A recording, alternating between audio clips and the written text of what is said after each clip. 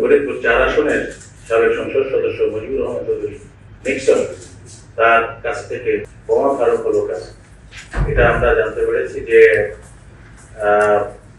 1981 সালে যখন সেই ইয়াসিন কলেজে ছাত্রলীগের পিপি ছিলেন, তখন ছাত্রদল এবং ছাত্রলীগের মধ্যে মারামারিকে কেন্দ্র করে ছাত্রদলের উপর বোমা নিক্ষেপ করতে গিয়ে একটি বোমা তার হাতে বিস্ফোরিত হয় এবং তাতে সে আহত হয়ে তার একটি আঙ্গুল বিচ্ছিন্ন হয়ে যায়। আমরা দেখেছি তার হাতে বাম হাতে একটি আঙ্গুল নেই।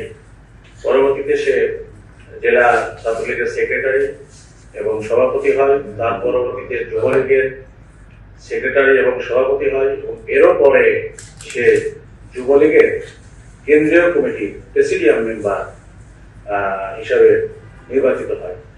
তারপর সে জেলা আওয়ামী লীগের সহসভাপতি হিসেবে দায়িত্ব পালন করে। বর্তমানে সে জেলা আওয়ামী লীগের ভারপ্রাপ্ত সভাপতি হিসেবে দায়িত্ব পালন করছে। জানতে পেরেছি যে আমাদের এখানে সদর থানায়, আমাদের কোতোয়ালি থানায় 4টি মামলা রয়েছে এবং ঢাকা পল্লবী এবং লালবাগ থানায় তার বিরুদ্ধে 2টি মামলা তদন্তাধীন রয়েছে।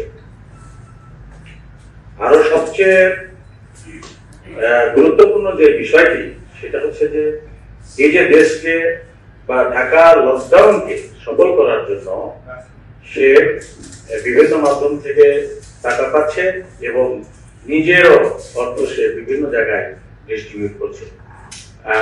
আমরা তাকে জিজ্ঞাসা করে জানতে পেরেছি যে সে গত পরশু